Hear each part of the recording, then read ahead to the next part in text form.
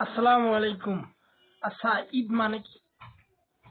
আমাদের কাছে তো ঈদ মানে শাকিব খানের সিনেমা। আর এবারের ঈদে সেই উন্মাদনা নিয়ে আসলেন শাকিব খানের প্রিন্স সিনেমা। অনেকে বলছেন সিয়াম আহমেদের রাক্ষস সিনেমায় একটা বড় টক্কর হবে। মানছি সিয়াম আহমেদ ভালো কাজ করে, রাক্ষস নিয়ে এক্সপেরিমেন্টও করেছেন, কিন্তু ঈদের বাজারটা একদম আলাদা।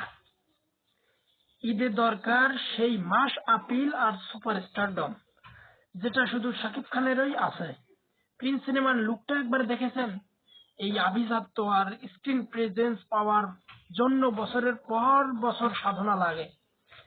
অন্যান্য সিনেমা নির্দিষ্ট কিছু মানুষের পছন্দ হতে পারে, কিন্তু শাকিব খানের সিনেমা মানেই গণমানুষের উৎসব। ছোট বাচ্চা থেকে বয়স্ক সবাই তো প্রিন্স সিনেমা দেখতে হলে যাবে।